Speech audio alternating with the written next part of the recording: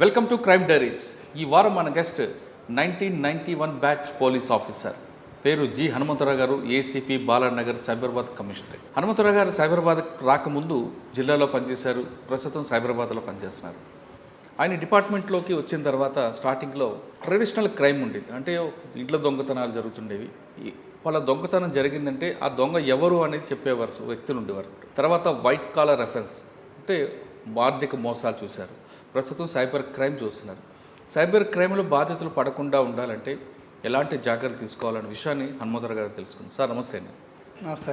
హనుమంతరావు గారు, సాధారణంగా మీరు డిపార్ట్మెంట్కి వచ్చినప్పటికీ ఎక్కడైనా దొంగతనం జరిగిందంటే వాడు ఎంట్రీయా ఎగ్జిటా అంటే ట్రెడిషనల్ క్రైమ్ అది. అప్పుడులో డే హెచ్పియా నైట్ హెచ్పియా అని చూసుకొని పలానా వాళ్ళు చేశారు, ఇది పలానా ఎరుకల దొంగలు ఇంకో దొంగ చేసుకుని ఐడెంటిఫై చేసుకుని పట్టుకుని రోజులు చూసేవారు. తర్వాత ఆర్థిక మోసాలు అదొక పద్ధతి ఉంది. ఇప్పుడు సైబర్ క్రైమ్కి వచ్చింది. ఇది సైబర్ క్రైమ్లో చదువుకున్న వాళ్ళు ఎక్కువ మంది మోసపోతున్నారు. కాబట్టి మోసపోకుండా ఉండాలంటే ఏం చేయాలనే విషయం సమాధానం చెప్పే ముందు హనుమంతరావు గారు కుటుంబ నేపథ్యం, హనుమంతరావు గారు బై ఛాన్సా బై చాయిసా ఈ డిపార్ట్మెంట్కి వచ్చారు? యాక్చువల్గా చెప్పాలంటే నేను లెక్చరర్గా పోదామని అనుకున్నాను. నేను ఎంఏ ఇంగ్లీష్ లిటరేచర్ చేశాను. నేను ఐ థాట్ ఆఫ్ గోయింగ్, నేను టీచింగ్ ప్రొఫెషన్కి వెళ్దాం అనుకున్నాను. మీ ఫ్యామిలీ బ్యాక్గ్రౌండ్స్ చెప్పి. మా ఫ్యామిలీ, మా పేరెంట్స్, ఐ హెయిల్ ఫ్రమ్, నేను ప్రకాశం జిల్లా. ఎక్కడండి ప్రకాశంలో? ఒంగోలు ప్రక్కనే ఒక 25 కిలోమీటర్స్ ఉంటుంది, పల్లామల్లి అనే విలేజ్ మాది. అక్కడ మా పేరెంట్స్ ఉంటారు. మాకంతా వ్యవసాయ నేపథ్య కుటుంబం. నేను, మా బ్రదర్ శ్రీనివాసరావు, ఇద్దరు అన్నదమ్ములు. మేము సిస్టర్స్ కూడా ఎవరు లేరు మాకు. మా పేరెంట్స్ మొదటి నుంచి కూడా వ్యవసాయం బాగా ఉంది మాకు. ఒక 30 acres 40 acres మొదటి నుంచి కూడా కొంచెం ఊళ్ళో కూడా మంచి కుటుంబమేను. సో నేను చిన్నప్పటి నుంచి కూడా 6th క్లాస్ నుంచి కూడా అంతా కూడా బయట చదువుకున్నాను. ఒంగోలు, గుంటూరు, మహారాష్ట్ర, పూణేలో చదివాను నేను. మా తమ్ముడు ఒంగోలులో చదువుకున్నాడు. ఆ తర్వాత ఇద్దరమే కదా అని పొలాలు చూసుకున్నాం. మా తమ్ముడు విలేజ్లోనే ఉంటున్నాడు. నేను పూణే నుంచి నేను హైదరాబాద్కి వచ్చాను. సో ఏదో కాంపిటేటివ్ ఎగ్జామ్స్ రాద్దామనే ఉద్దేశంతో వచ్చి, అట్లాగే ఈ కాంపిటేటివ్ ఎగ్జామ్లో భాగంగా నాకు 2-3 జాబ్స్ వచ్చినాయి అదర్ దాన్ పోలీస్ ఆల్సో. అయితే నేను చాలామంది ఫ్రెండ్స్ ఏం చెప్పారంటే పోలీస్ జాబ్ చాలా బాగుంటుంది, క్యాపు, బుల్లెట్ అంతా చాలా దట్ లుక్ డిఫరెంట్గా ఉంటుంది, చాలా బాగుంటుంది అని సలహా ఇస్తే నేను రాశాను. అది వచ్చింది. నాకు ఖర్చు అప్పుడు 130 రూపాయలు. నేను ఈ జాబ్ రావడానికి నా ఖర్చు 130 రూపాయల అప్లికేషన్ మాత్రమే. అంతకుమించి ఎటువంటిది కూడా ఎవరికి కూడా ఎటువంటి ఖర్చు కూడా లేదు. సో అట్లా ఈజీగా నేను డిపార్ట్మెంట్ రావడం జరిగింది. సార్, చిన్నప్పుడు మీరు ఒంగోలులో కానీ మీ ఊర్లో కానీ, మీ ఊరు ఒంగోలు అనగానే రౌడీజం కనిపిస్తుంటుంది. Addanki bus stand, Nellore bus stand, అక్కడ ఇన్స్పెక్టర్లు, ఎస్ఐలు, ఆ వాతావరణం ఎప్పుడు చూసారా? అంటే వాస్తవం చెప్పండి, అప్పుడు నేను చిన్నపిల్లలు 10th ఇంటర్ వరకు మాత్రమే అక్కడ ఉన్నాం. సో పేరు అనేది కొంతమంది మీరు అన్నట్లు కరెంటు పోతే అక్కడ మటలు జరిగాయని, కరెంటు పోతే అక్కడ ఏదో కొట్లాటలు జరిగాయని ఇంతవరకు తెలుసు. కానీ చిన్నపిల్లలం కాబట్టి మేము ఆ లోపలికి ఎప్పుడు కూడా డీప్గా వెళ్ళలేదు. మీరు అటు మాకు అక్కడ మేము చిన్నప్పుడు ఏమి వాళ్ళమంటే సినిమా వదిలిపెట్టారు, కరెంటు పోయింది అంటే మట జరిగింది అనుకునేవాళ్ళు. మేము చిన్నవాళ్ళం అప్పుడు చదువుకున్నాం, స్టూడెంట్స్ అప్పుడు. సో అటువంటి సంఘటనలు మేము విన్నాం. అయితే నేను గుంటూరు, ఆ తర్వాత ఇంటర్ తర్వాత నేను గుంటూరులో చదువుకున్నాను. గుంటూరు జేకేసీ కాలేజీలో చదువుకున్నాను నేను. సో అక్కడ ఉండే కానీ బట్ ఇటువంటి వాతావరణానికి ఎప్పుడు కూడా you believe me or not, నేను ఫస్ట్ టైం పోలీస్ స్టేషన్కి వెళ్ళింది నేను డిగ్రీ చదివేటప్పుడు. ఎవరో ఫ్రెండ్ సైకిల్ పోయిందంటే first time Guntur Randalapadu police స్టేషన్కి పోయాను నేను. అంతకుముందు పోలీస్ స్టేషన్ అంటే కూడా నాకు తెలియదు అసలు. అది కూడా ఫ్రెండ్ తోటి పోయాను కలిసి. సో ఆడ ఎక్స్పీరియన్స్, ఆయన హెడ్ కానిస్టేబుల్ కలిసి, ఓహో బాగా ఉంది ఇది, పర్లేదు, ఆయన మంచివాడు దొరికాడు మాకు లక్కీగా. ఆయన బాగా రిసీవ్ చేసుకొని ప్రాపర్గా స్టూడెంట్స్ కదా అని చెప్పి సైకిల్ పోయిందా ఆయన రాసుకొని ఇట్లా చెప్పి సైకిల్ మేము ఇప్పిస్తాం, ఎక్కడ వదిలి దొరికిద్ది అని ఆయన మంచి మాటలు చెప్పి పంపించడం జరిగింది అప్పట్లో. సో హెడ్ కానిస్టేబుల్ పరిచయం, పోలీస్ పరిచయం అయింది. కానీ మీరు పనిచేసిన ప్రాంతంలో కానీ చదువుకున్న ప్రాంతంలో కానీ ఎస్ఐలు కానీ ఎవరైనా చూసారా పలానా ఎస్ఐలాగా అవ్వాలరా అని? మీకంటే మీకు ఇన్స్పైర్ చేసిన వాళ్ళు కానీ రోల్ మోడల్ కానీ పోలీస్ ఎవరు ఉన్నారు? టు బీ ఫ్రాంక్, అంత నేనంటే టీచింగ్ ప్రొఫెషన్ ఇక ఎట్లా అనుకున్నాను కాబట్టి అంటే పోలీస్ దృష్టి లేదు అప్పుడు. అప్పట్లో ఈ ఉద్దేశం లేదు వాస్తవానికి. ఓకే. సో ఎక్కడైనా ఏదో లెక్చరర్గా అవుదాం, ప్రశాంతంగా టీచింగ్ ప్రొఫెషన్ అడాప్ట్ తీసుకుందాం అనే ఉద్దేశంలో ఉన్నాను. కానీ యాక్చువల్గా అప్పుడు ఆలోచించలేదు. బట్ అప్పట్లో మా దగ్గర నేను విన్న దాంట్లో స్టూవర్ట్పురం దొంగలు ఉండేవాళ్ళు.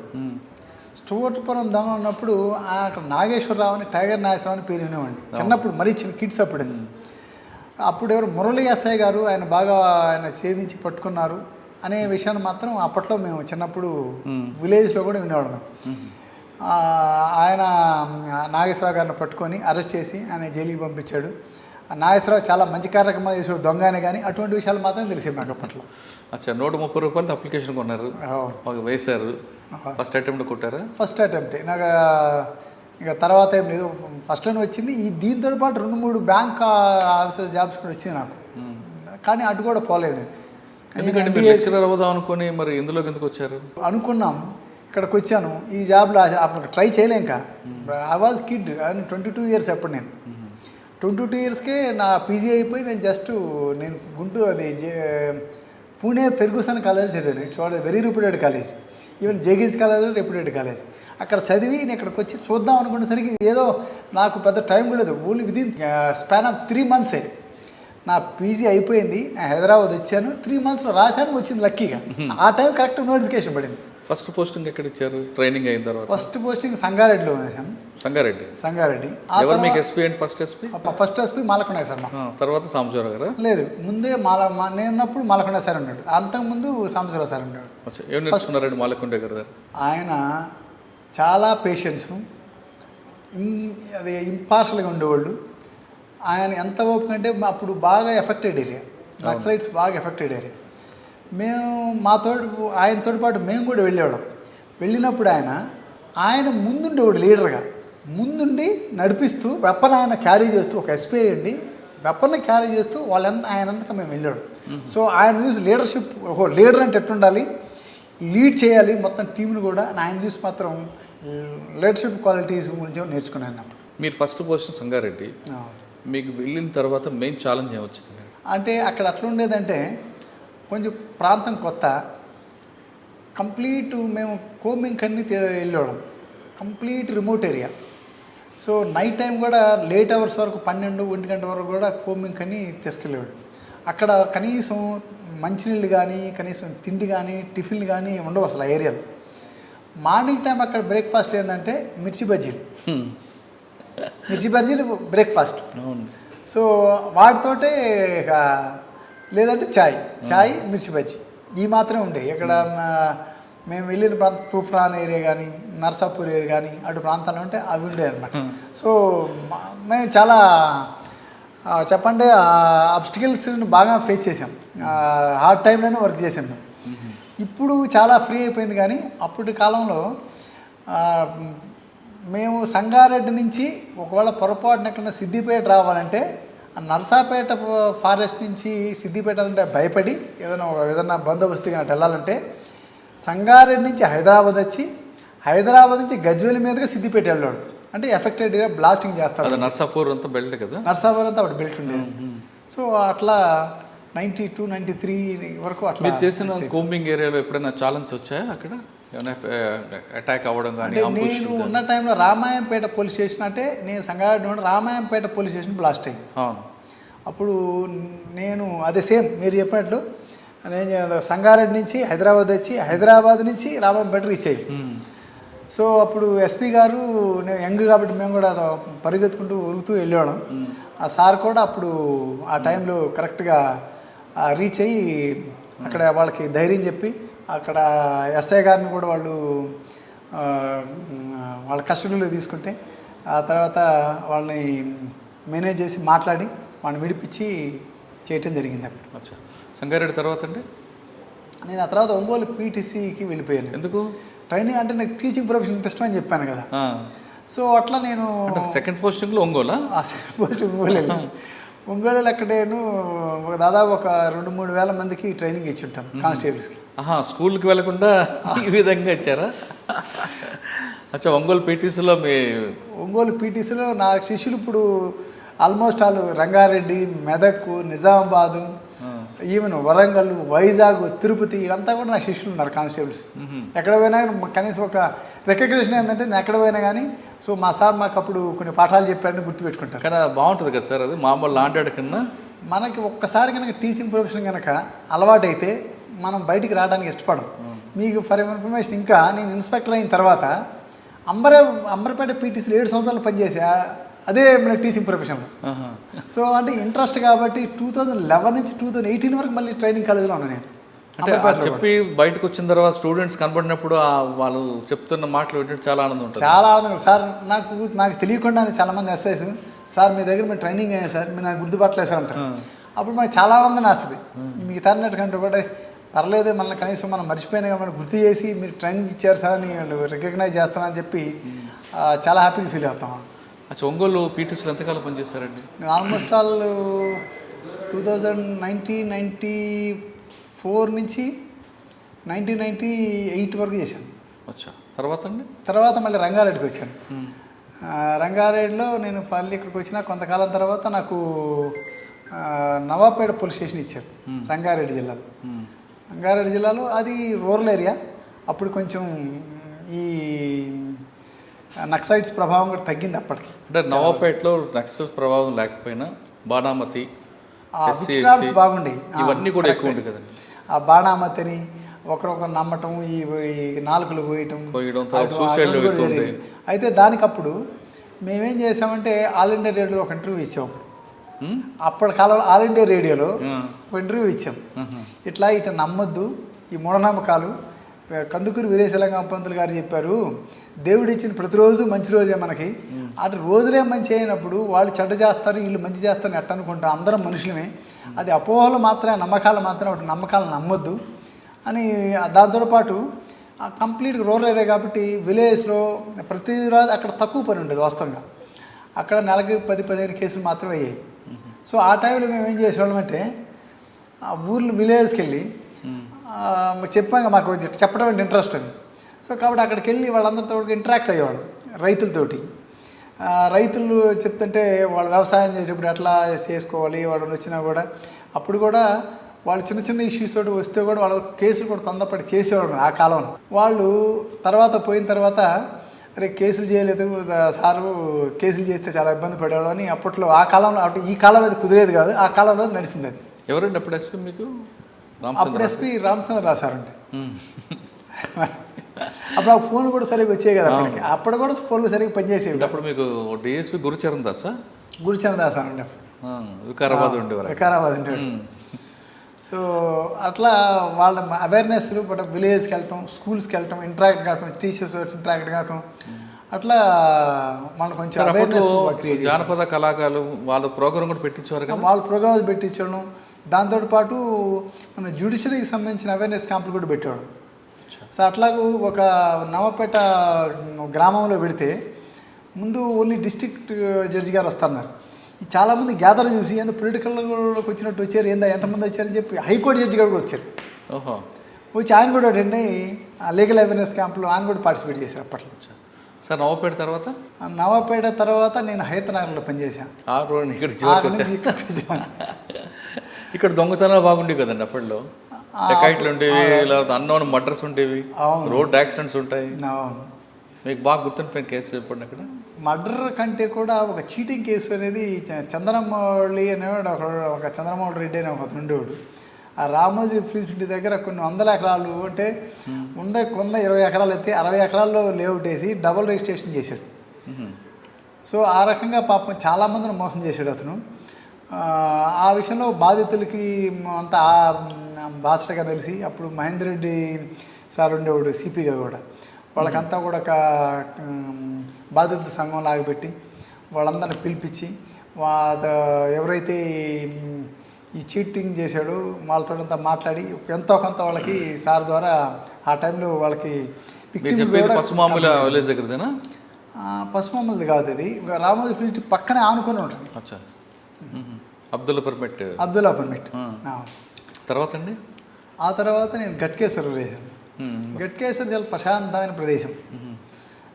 అక్కడ కొంతకాలం చేశాను. ఆడంతా అన్నీ ప్రశాంతంగా ఉండే, చిన్న చిన్న ఇష్యూస్ ఉండేవి కానీ అంత పెద్దగా మర్డర్ అయ్యానే చిన్న చిన్న పెట్టి ఇష్యూస్ కోసం మర్డర్ అయ్యాయి. ఆర్గనైజ్డ్ క్రైమ్ కాదు. ఆర్గనైజ్డ్ క్రైమ్ కాదు. దొంగతనాలు ఎక్కువ కదండి అక్కడ.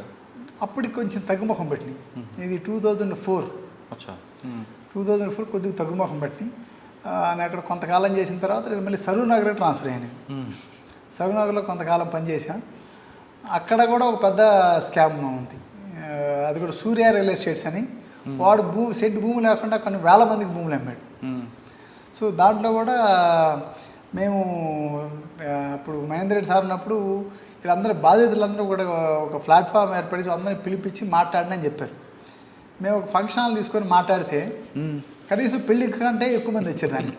వాడు బాధితులు. సో పాపం బాధ వస్తుంది, బాధ వేసేది బాగానే. కానీ అయితే కేసు రిజిస్టర్ చేసాం మేము. సరూర్ నగర్లో కొన్ని, హైత్ నగర్లో కొన్ని. అంటే అది ఆఫీస్ ఏమో సరూర్ నగర్లో ఉండేది, అతను రిజిస్ట్రేషన్స్ అన్నీ జరిగే కదా హైత్ నగర్లో ఉండేవి. అప్పుడు ఎవరైతే ఈ ఇన్వాల్వ్మెంట్ అయ్యని చెప్పి ఎస్ఆర్ఓ ఉంటాడు, రిజిస్ట్రార్ని కూడా అక్యూజ్గా మేము చేసి రిజిస్ట్రార్ని కూడా అరెస్ట్ చేయడం జరిగింది. అప్పుడు సార్ మీరు సరూర్ నగర్లో పనిచేసిన టైంలోనే అట్రాక్షన్ డైవర్షన్ గ్యాంగ్ ఉండేది. అవును. ఆ గ్యాంగ్ కోసం మీరు పడ్డ కష్టం సార్ చెప్పండి. అటెన్షన్ డైవర్షన్ మేము అప్పట్లో స్నాచింగ్ జరిగిందంటే మేమే చేసినట్టు లేచి నుంచున్నాం సీట్లో నుంచి. ఎందుకంటే మాకు ప్రెజర్స్ అట్లుండే. అంటే ఆఫీసర్స్ కూడా వాళ్ళు సదుద్దేశంతో చెప్పేవాళ్ళు, చెడు ఉద్దేశం కాదు. మాకు ఆ రకంగా ఇన్స్ట్రక్షన్స్ ఇస్తే ఆ భయానికి మేము కూడా ఏం చేసేవాళ్ళు అంటే ఇమ్మీడియట్గా ఏరియాలోకి వెళ్ళి అన్నీ కూడా టీంలు ఫామ్ చేసి ఎక్కడికక్కడే క్రైమ్ ఎస్ఐ ఒక సైడ్ ఎంతమంది అయితే లా అండ్ ఆర్డర్ ఎస్ఐ అంతమంది లా అండ్ ఆర్డర్స్ ఎటైతే వాళ్ళు విత్డ్రా కావడానికి అవకాశం ఉన్న ప్రతి రూట్కి కూడా ముగ్గురు నగలు మఫ్టీలు పంపించి వెహికల్ చెకింగ్ చేసి అట్లా పట్టుకున్న సంఘటనలు కూడా ఉన్నాయి. అది కాకుండా మీకు అప్పుడు ఇన్స్పెక్టర్ చంద్రశేఖర్ గారు ఉండేవారు. అవును. ఆయన మీరు మీ టీం అంతా కలిపి వెంకటేశ్వర్లు ఇంకొక ఎస్ఐ ఉండేవారు.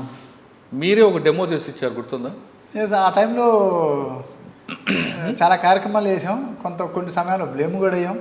సో రకరకాల బట్ అఫ్కోర్స్ తర్వాత అది కాదని ప్రూవ్ అయింది. మీరు అన్నట్టు కొన్ని లైఫ్లో మనకి సంబంధం లేని విషయాలు కూడా. కానీ బ్లేమ్ అనవసరంగా అయ్యారు కదండి అనిపిస్తుంది. 100% అనవసరం. నాకు అసలు సంబంధమే లేని విషయం అది అయ్యాం. But I came out with clean chit అదట్టు డిపార్ట్మెంట్ ద్వారానే. So after enquiry clean chit ఇచ్చారు. కరెక్టే. కానీ ఆ రోజు ఆ డ్యామేజ్ మాత్రం మీరు అన్నట్టు ఆ డ్యామేజ్ రికవర్ కావటం. బట్ వన్ థింగ్ ఏంటంటే నాకు ఒక గుడ్డో బ్యాడో నాకు తెలియదు, కానీ నాకు డిపార్ట్మెంట్లో మంచి పేరు ఏంటంటే అయ్యో పాపం వాడు అటు చేస్తాడా అనే పేరు అయితే ఉంది. కానీ పబ్లిక్లోకి వచ్చేసరికి లేదంటే మీ ఇంట్లో కానీ చుట్టుపక్కల కానీ చిన్న మా నాన్న ఒక మాట చెప్పారు, దీనికి కరెక్ట్గా చెప్తా. దీనికి నీకు మా నాన్న ఏం చెప్పారంటే నీకు తెలిసిన వాళ్ళు నీ గురించి ఏమనుకుంటారు అన్నాడు. నీకు తెలిసిన వాళ్ళు నీ గురించి ఏమనుకుంటారు, నీ గురించి చెడ్డగా అనుకుంటారా మంచిగా అనుకుంటారా అడిగారు. నా గురించి మనకు తెలిసిన వాళ్ళు అయితే ఊరు చెడ్డగా అనుకోరు నాన్న అన్న. మరి తెలియని వాళ్ళ గురించి నీకు ఎందుకు అన్నాడు ఆయన. ఇప్పుడు మంచి చెడ్డ ప్రతి చోట ఉంటుంది. తెలిసిన వాళ్ళు నువ్వు చెడ్డగా అనుకుంటే నువ్వు తప్పు చేసినట్టు, తెలియని వాడు చెడ్డగా అనుకుంటే నీకు సంబంధం లేని విషయం. సో దాన్ని నువ్వు రిపేర్ చేయలేవు, అందరూ ప్రతి ఒక్కరి దగ్గర నువ్వు చెప్పలేవు. మంచి మాట చెప్పారు ఆయన. అందుకని ఆయన అంతకుముందు నేను కొంచెం గిల్టీ ఫీల్ అయ్యండి, అది ఎవడండి అనుకుంటాడు అని. ఆ తర్వాత ఆయన మాట చెప్పిన తర్వాత చాలా ధైర్యంగా ఫీల్ అయ్యాను. నాన్న చెప్పిన తర్వాత ఇంకా మనకి తిరిగే ఉంది అంతే కదా. నాన్న అమ్మ చెప్పిన తర్వాత ఓకే. సరూర్ నగర్ తర్వాత ఎక్కడికి వచ్చారండి? సరూర్ నగర్ తర్వాత నేను కొంతకాలం నిజామాబాద్ ఒక పోస్టింగ్ చేశాను, కోటగిరి పోలీస్ స్టేషన్లో షార్ట్ పీరియడ్. ఆ తర్వాత సుల్తాన్ బజారు, ఆ తర్వాత ప్రమోషన్ వచ్చింది. ఆ తర్వాత ప్రమోషన్ తర్వాత ఆల్మోస్ట్ ఆల్ 11 నుంచి 18 వరకు పీటీసీలో పనిచేశాను. సార్ కోటగిరిలో ఎలాగుంటుంది క్రైమ్ కల్చర్? అక్కడ అన్ని అదంతా కూడా సెటిలర్స్ అంతా కూడా ఆంధ్ర నుంచి సెటిల్ అయిపోయిన వాళ్ళు ఉంటారు అక్కడ. కోటగిరి అంటే జస్ట్ మనకి బోర్డర్, మన మహారాష్ట్ర బోర్డర్. అక్కడ అన్ని చిన్న ఇష్యూస్ ఉండేవి. ఈ రైతులకు చిన్న కొట్లాడుకోవడం, చిన్న దొంగతనాలు. ఆ తర్వాత రైస్ అప్పట్లో నేను పోయేసరికి అది లేదు ఆ కల్చర్. అంతకుముందు ఎట్లుండేదంటే ఇప్పుడు మనకు ఆంధ్ర యునైటెడ్ ఏపీ ఉన్నప్పుడు ఇక్కడ నుంచి ఆ మహారాష్ట్రకి రైస్ని తీసుకుపోయాడు దొంగతనంగా, అక్కడ ఎక్కువ రేటుకి అమ్ముకునేవాడు. కానీ నేను పోయేటే అది కూడా ఏం లేదు యాక్చువల్గా, ప్రశాంతమైన ఏరియా. నేను పోయేసరికి ప్రశాంతమే, పెద్ద ఇష్యూస్ ఏమి ఉండేవి కాదు అక్కడ. కోటగిరి తర్వాత సుల్తాన్ బజార్ షార్ట్, ఈ రెండు కూడా చాలా షార్ట్ పీరియడ్. తర్వాత అండి ఆ తర్వాత పీటీ ప్రమోషన్, ఆ తర్వాత పీటీసీ ఆల్మోస్ట్ ఆల్ 7 years. పీటీసీలో ఎలాగుంటుందండి మీకు? నేను బాగా ఎంజాయ్ చేసే ప్రదేశం ఏంటంటే ఆ పీటీసీని. ఎందుకంటే నాకు టీచింగ్ కొంచెం ఇంట్రెస్ట్, పైగా నాకు చెప్పాలనే ఆనందం ఎక్కువగా ఉంటుంది నాకు. ఇది పిల్లలకి ఏదైనా ప్రిపేర్ నేను 1 గంట చెప్పాలంటే నేను 2 hours ప్రిపేర్ అవుతాను. ఎందుకంటే అది ఎప్పుడు కూడా మనం చెప్పేది ఇంటాక్ట్గా వాళ్ళకి చేరాలి. అప్పుడే మనల్ని వాళ్ళు గుర్తుపెట్టుకుంటారు. మనం గుర్తుపెట్టుకోవాలంటే మనం వాళ్ళకి బాగా టీచ్ చేయగలగాలి అని మనసులో బాగా అనుకొని ప్రిపేర్ అయ్యి బాగా వెళ్తాం. సార్ అంబర్పేట పీటీసీ అనగానే మంచి పేరు ఉందండి, అంత డౌటే లేదు. కానీ హాస్టల్ విషయంకి వచ్చేసరికి కొంతమంది ఆఫీసర్లు కొల్యూట్ అవుతారనేది వార్త ఉంది. అంటే సో హ్యాపెన్స్, నేను కాదని చెప్పను, అవునని చెప్పను. ఎందుకంటే మేము ఓన్లీ నేను ఐ నెవర్ మెస్ ఇన్ఛార్జ్ కానీ అటువంటి ఇప్పుడు నేను పనిచేయాలి. యాక్చువల్గా ఉన్నంత కాలంలో కూడా నేను ఓన్లీ మా టైమింగ్స్ ఉంటాయి. మాకు 9 o'clock స్టార్ట్ అవుతాయి, 5 o'clock క్లాసులు జరుగుతాయి. మాకు ఒకరోజు 3 క్లాసులు ఉంటాయి, ఒకరోజు 4 క్లాసులు ఉంటాయి, ఒకరోజు 2 క్లాసులు ఉంటాయి. ఆ క్లాసులు అటెండ్ అవుతాం, ఉంటాం, ఏమైనా ఉంటే నోట్స్ ప్రిపేర్ చేసుకుంటాం, పీపీటీస్ ఉంటాయి, పవర్ పాయింట్ ప్రెజెంట్ అవి తయారు చేసుకుంటాం నెక్స్ట్ డేకి. అంతవరకు చూసుకుని వచ్చేవాళ్ళం. కానీ అదర్ ఉన్న విషయాల్లో పెద్ద ఇన్వాల్వ్ అయ్యేవాళ్ళం కాదు. సార్ పీటీసీలో మీరు క్లాస్ చెప్తున్నప్పుడు ఇండోర్ అవుట్డోర్ సంబంధించినప్పుడు ఇప్పుడు ట్రెండ్ ఏం నడుస్తుంది, క్రైము ఎలా దాన్ని అవుట్కమ్ చేయాలి, ఒక మాబ్ గ్యాదర్ అయితే ఎలా దాన్ని మనం రెస్క్యూ చేయాలి, ఇటువంటి విషయాలు నేను నేర్పుతుంటారా, లేదంటే ఓన్లీ బుక్స్ వరకే చెప్పుకుని వస్తారు? లేదు, బుక్స్ తోటి పాటు ప్రాక్టికల్గా అప్పుడే డే టు డే లైఫ్లో ఏమేమి జరుగుతుంది, క్రైమ్ ఎటువంటి క్రైమ్ జరుగుతుంది. మీరు అన్నట్టు ఇంతకుముందు అన్నారు ట్రెడిషనల్ క్రైమ్ అడ్డ జరిగేది, రాను ఎట్టట్లది మార్పు చెందుతూ వస్తుంది. ముందు ట్రెడిషనల్ క్రైమ్ జరిగేది, ఆ తర్వాత ఎకనామిక్ క్రైమ్ స్టార్ట్ అయినాయి, ఆ తర్వాత సైబర్ క్రైమ్ స్టార్ట్ అయినాయి, ఇక ముందు ఆర్టిఫిషియల్ ఇంటెలిజెన్స్ ఇంకేం జరుగుతాయో. సో డేస్ని బట్టి నేరాలు కూడా మారిపోతుంటాయి. ఒకప్పుడు ట్రెడిషనల్ క్రైమ్ అంటే అతను ఎక్కడి నుంచో వచ్చి బలవంతంగా ఒక ఇంట్లోకి కన్నం వేసు, లేదంటే లాక్ బ్రేక్ చేసు బలవంతంగా వెళ్ళి అక్కడ తీసుకుంటాడు, వాడు భయం దొరుకుతాను ఉంటాను మళ్ళీ ఎట్లుండేయాలి. అయితే ఇప్పుడు అటువంటివి లేకుండా ఆ తర్వాత ఎకనామిక్ అఫెన్స్ స్టార్ట్ అయింది. ఎట్లాగూ ఏదో ఒకటి అమ్మటం, దొంగ ఫేక్ డాక్యుమెంట్స్ క్రియేట్ చేయటం, దానికి ఈజీగా మనీ సమ్ చేయటం. ఆ తర్వాత ఇప్పుడు వచ్చి అసలు ఎక్కడ కదలకుండా ఉన్న దగ్గర కూర్చొని మోసం చేయటం. సో ఈ సైబర్ ఎకనామిక్స్ ఏది మరీ ఎక్కడో ఉంటాడు నేరస్తుడు, ఎక్కడో రాజస్థాన్లోను, జార్ఖండ్లోను, వెస్ట్ బెంగాల్లోను, సో ఎక్కడో ఉంటాడు, నేరం మాత్రం ఇక్కడ జరుగుతుంది. సో ఆ రకాలు కూడా కొన్ని కోట్ల రూపాయలు నష్టపోయిన వాళ్ళు ఉన్నారు ఆ రకంగా సైబర్ క్రైమ్స్ ద్వారా.